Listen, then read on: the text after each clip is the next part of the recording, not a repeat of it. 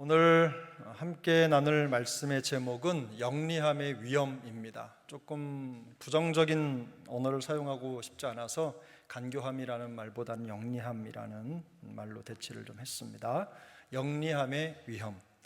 여러분은 다른 사람들의 속이는 말 때문에 낭패를 당한 경험이 있으십니까?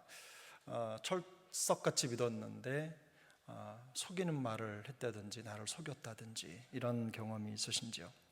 우리가 사는 이 세상은 정말 그야말로 말로 가득한 세상이라고 해도 과언이 아닙니다. 그 중에는 사실도 있고 사실처럼 들리는 말도 있고 사실처럼 들리지만 진실을 왜곡한 말도 있고 우리를 잘못된 길로 이끄는 간교한 말들도 숨어 있습니다. 속지 않고 유혹에 넘어가지 않기 위해서 어느 때보다도 분별의 능력이 필요한 시대를 우리가 지나가고 있는 것 같습니다.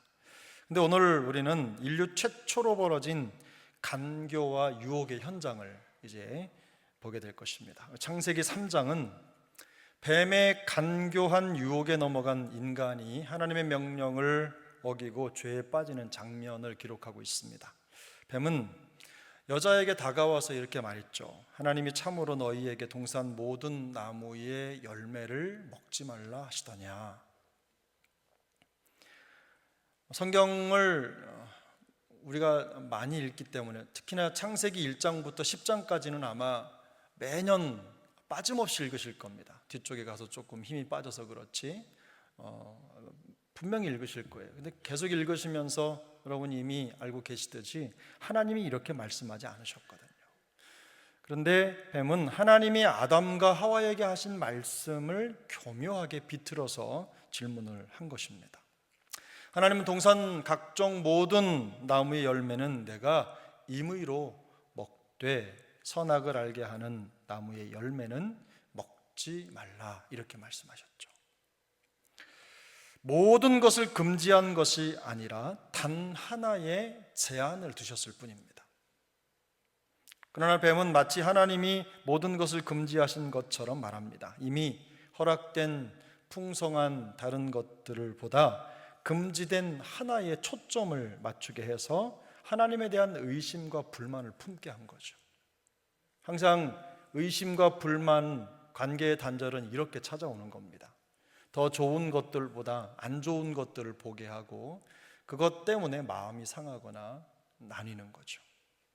하나님의 선하신 의도를 마치 억압인 것처럼 왜곡하는 것입니다. 하와는 동산 나무의 열매를 우리가 먹을 수 있으나 동산 중앙에 있는 나무의 열매는 하나님의 말씀에 너희는 먹지도 말고 만지지도 말라 너희가 죽을까 하노라 하셨다고 대답을 했어요. 하와는 하나님의 명령의 내용을 조금 바꿨죠. 만지지도 말라는 말을 더했고 반드시 죽으리라 라는 말씀을 바꿔서 그 경고를 죽을까 죽을지도 몰라 라는 말로 바꿨습니다. 불확실한 추측으로 바꾼 거죠. 명확한 하나님의 말씀을 불확실한 추측으로 바꾼 겁니다.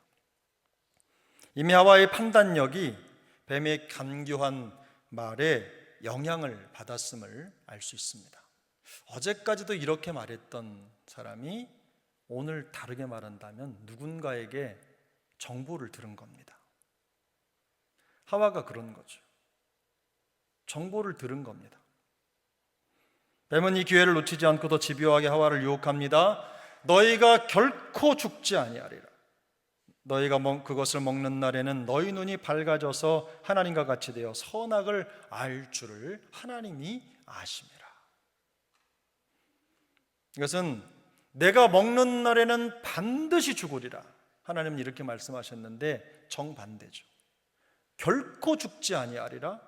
하나님은 반드시 죽으리라 라고 했는데 그걸 정면으로 반박을 하면서 마치 하나님이 인간에게 좋은 것을 숨기고 있는 것처럼 모함했습니다. 그러면서 하나님처럼 될 수 있다는 달콤한 유혹으로 하와의 욕망을 자극하는 겁니다. 유혹을 받은 하와는 선악을 알게 하는 나무를 보면서 보암직도 하고, 생각입니다. 보암직도 하고, 그 다음에 뭐가 먼저죠? 먹음직도 하고 보암직도 하고 지혜롭게 할 만큼 탐스럽기도 한지라. 그 마음속에 생각이 든 거예요. 지금까지 한 번도 그런 생각을 해본 적이 없습니다. 그저 좋은 줄만 알고 살았어요. 괜찮았어요. 그런데 자꾸만 들으니까 이제는 예전에는 보이지 않던 것들을 보는 눈이 열리는 거예요. 뱀의 말을 듣고 보니까 정말 그렇게 보이는 겁니다. 그런데요, 하나님께서 하와에게 허락하신 것들은요, 이 동산나무의 모든 것들은 사실 다 보기 좋고 먹음직스러운 것들이었어요. 성경 우리 창세기 2장 9절을 한번 찾아 읽겠습니다. 창세기 2장 9절입니다. 2장 9절 읽습니다. 여호와 하나님이 그 땅에서 보기에 아름답고 먹기에 좋은 나무가 나게 하시니 동산 가운데 있는 생명나무와 선악을 알게 하는 나무도 있더라. 여러분 본문을 잘 보세요. 하나님이 보기에 아름답고 먹기도 좋은 나무를 땅에 나게 하셨는데 그 중에 동산 중앙에 그 나무도 있었던 거예요. 동산 중앙에 있는 선악을 알게 하는 나무, 그 나무와 열매만 특별히 더 보암직하고 먹음직스러운 게 아닙니다. 우리 주님이 하나님이 만드실 때는 다 정말 좋은 것들로 만드신 거예요. 최고의 것들을 준비하신 거죠. 다른 나무들도 좋았어요. 그런데 뱀의 유혹을 받은 후에 하와의 마음에 변화가 생겼어요. 그 단서가 보암직도 하다라는 말 속에 담겨 있습니다. 이 말이 2장 9절에 나와 있는 보기에 아름답다라는 말하고요 다릅니다. 다른 건 다 같은 말인데 요 단어만 바뀌었어요. 뭐냐면 2장 9절에 보기에 좋다 이 말은 이 말과는 다르게 3장에 있는 이 하와의 마음을 표현하는 말은요 욕망에 이끌리는 뭐죠? 그 탐욕스러운 시선을 의미하는 단어예요. 말이 바뀐 거예요. 2장 9절에 썼던 말이랑 지금 바뀐 겁니다. 결국 하와는 이 욕망에 이끌려서 예전과는 다른 눈으로 하나님의 창조물들을 본 겁니다. 욕망에 이끌려 하나님의 명령을 어기고 열매를 따먹었습니다. 그리고 자기 남편에게도 주었죠. 유혹에 빠져서 하나님의 명령을 어긴 겁니다. 하나님의 명령을 어긴 효과가 즉시 나타났는데요 수치를 느끼게 됐고 숨어야만 했습니다. 동산을 누리면서 그곳에서 평안 가운데 살아갈 수 있었던 사람들이 이제는 수치와 두려움을 피해서 숨어야 하는 상황이 된 것입니다. 하나님의 목소리가 두려운 대상이 된 거예요. 에덴 동산에서 일어난 이 뱀의 유혹 사건은요 사실은 아담과 하와에게 일어났던 아주 먼 옛날 이야기가 아닙니다. 지금도 우리에게 끊임없이 일어나고 있는 현실이에요. 세상은 내 자신이 너의 주인이야. 네가 하고 싶은 대로 하면 되잖아. 너 자유 있잖아. 이렇게 유혹을 하는 거예요. 남들보다 조금 더 가지면 행복해지는 걸? 이게 조금 불법이기는 해도 이것 때문에 얼마나 많은 돈을 아낄 수 있고 찾을 수 있는데 이렇게 하면 남는 게 많아. 좋아. 누가 알아 뭐 그냥 우리가 아무 말 안 하고 하는 건데 이런 말로 우리한테 속삭이는 거예요. 이 정도 괜찮아. 이 정도는 어때? 남들 다 하면서 살아가는데 뭘 그렇게 특별하게 생각할 거 있어. 그냥 사는 게 그런 거지. 이러면서 마치 우리의 삶이 그런 것처럼 교묘하게 포장된 말로 우리가 하나님의 말씀을 살짝 비껴가게 만드는 겁니다. 우리의 욕망을 정당화하도록 부추기는 거예요. 선하신 하나님의 말씀과 약속을 온전히 신뢰하지 못하고 의심하게 만드는 겁니다. 마치 하와가 하나님의 말씀을 변질시키고 합리화했던 것과 같습니다. 우리의 삶을 지탱하기 위해 허락된 수많은 은혜가 있는데, 우리 그 은혜라는 찬양 있잖아요. 모든 것이 은혜. 아침에 일어나 눈을 뜨는 것도 은혜고. 가사가 생각이 안 나네요. 모든 게 은혜잖아요. 이것도 은혜, 저것도 은혜, 다 은혜인데, 그런데 그것보다도 금지된 것, 그거 딱 하나, 그걸 더 크게 보게 만드는 거예요. 하나님이 불합리하게 우리를 억압하고 있다.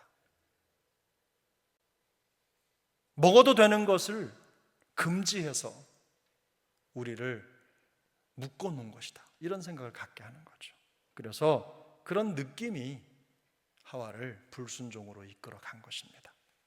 문제는 우리를 무너뜨리려는 이런 도전이 매우 간교하다는 것입니다. 이 간교하다라는 말하고 영리하다라는 말하고 같은 말입니다.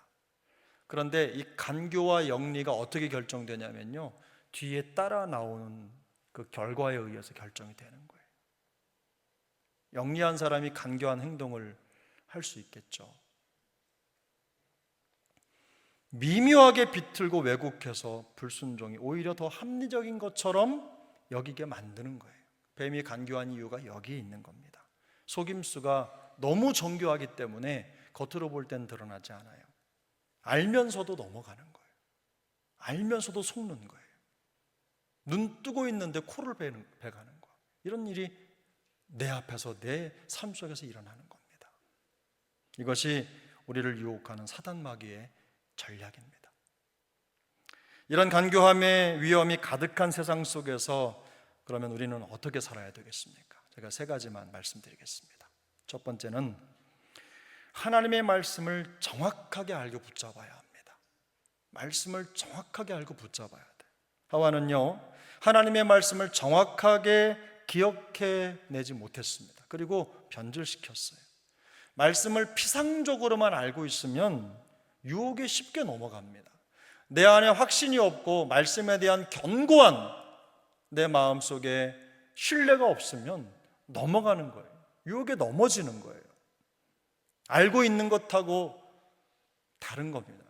그 지식이 내 안에 믿음의 근거가 되지 못하면, 내 삶을 지탱하지 못하면 유혹의 속수무책으로 넘어갈 수 없는 겁니다.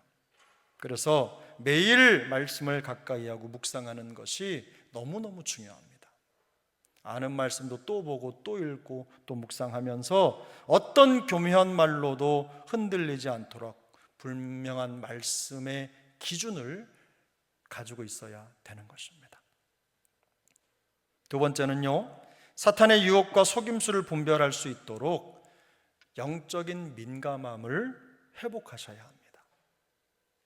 영적인 민감함, 이게요 얼마나 예민한지 여러분도 느끼시죠? 단 하루 성경 안 읽고 단 하루 말씀 보지 않으면 이게 떨어져요.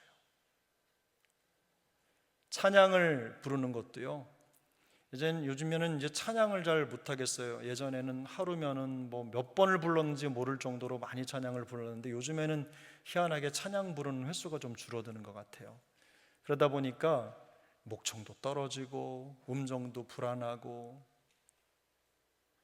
표시가 나는 거예요. 그래서 위기의식이 느껴져요. 예전에는 찬양하는 게 전혀 마음속에 부담이 없었는데 요즘에는 과연 이걸 내가 할 수 있을까, 이런 마음이 먼저 드는 곡들이 간혹 있어요. 이런 것처럼 우리가 우리 안에서 일어나는 하나님의 그 은혜와 역사를 분별해내고 깨달을 수 있는 영적 민감함을 매일매일 준비하지 않으면 우리가 언제든 속임수에 넘어갈 수 있다는 겁니다. 성도는 마음에 들리는 속삭임을 점검해야 되는데 그 방법이 사탄에게 있습니다.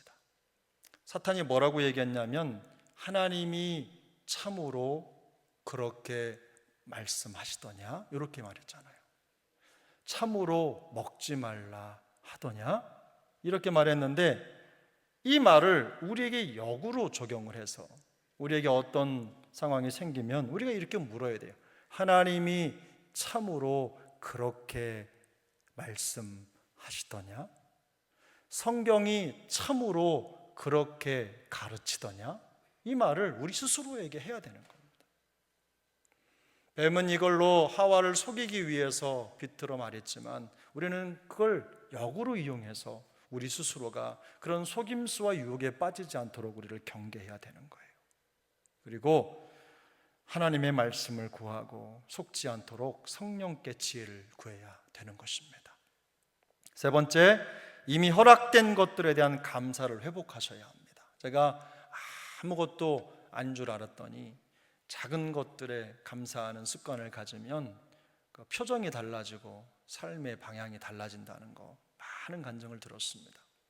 여러분 어떠십니까? 장미꽃 가시도 감사하고 풍랑도 감사하고 하나님이 우리에게 주신 하루 한날의 모든 시간의 여정이 다 감사하다. 이런 감사의 고백으로 하루를 시작할 때 우리가 참으로 능력 있는 삶을 살게 되는 것입니다. 여러분, 우리 에베소서 5장 말씀을 한번 찾아 읽겠습니다. 에베소서 5장입니다. 5장 3절 4절 말씀인데요. 에베소서 5장 3절 4절 말씀 함께 읽겠습니다. 음행과 온갖 더러운 것과 탐욕은 너희 중에서 그 이름조차도 부르지 말라. 이는 성도에게 마땅한 바니라. 누추함과 어리석은 말이나 희롱의 말이 마땅치 아니하니 오히려 감사하는 말을 하라. 아멘. 마땅하지 않은 것들이 있습니다. 성도에게는 금지된 것들이에요. 뱀의 전략은요, 하와가 금지된 것에 초점을 맞추게 했어요. 그리고 마음에 잘못된 욕망을 품게 한 겁니다. 오늘 사도 바울이 말합니다. 이런 것들에 대해서는 이름조차도 부르지 마라. 마땅하지 않다는 겁니다, 우리에게. 그러면 반대로 우리에게 마땅한 것이 무엇입니까? 감사하는 말을 하는 게 성도에게는 마땅하다는 거예요. 이미 허락된 것들, 하나님이 우리에게 주신 것들, 보기에 좋고 먹기에 좋은 것들, 그런 것들을 보는 마음, 그 마음으로 감사를 잃어버리지 말라는 거예요. 하와를 그렇게 유혹해 놓고 보니까 하와가 예전에는 감사했던 것들을 감사하지 못하고 금지된 것들을 보면서 마음속에 불평을 품은 겁니다. 그러면서 본인의 마음만 상처받은 게 아니라 삶 전체가 무너지고 옆에 있는 사람도 무너지게 하고 전 인류를 무너뜨리게 된 것입니다. 그러므로 매일의 은혜에 대한 감사를 회복할 때 잘못된 시선에서 벗어날 수 있습니다. 성경이 금지하는 잘못된 것들을 피하고 의지적으로 모든 것에 감사하는 말을 하기로 마음에 결단하셔야 합니다. 아무것도 아닌 것 같지만 여러분, 이게 능력입니다. 어쩔 수 없이 교묘하게 뒤틀린 세상 속에서 살아갈 수밖에 없는 것이 우리죠. 우리의 삶입니다. 우리의 현실이지만 영원히 변함없으신 하나님의 말씀으로 우리의 마음과 생각이 흔들리지 않도록 우리를 견고하게 묶어 주시도록 기도합시다. 그리고 성령을 더욱 의지하며 매일의 삶에서 승리를 고백할 수 있도록 하나님이 우리 모두에게 그런 은혜를 주시기를 예수님의 이름으로 축복합니다.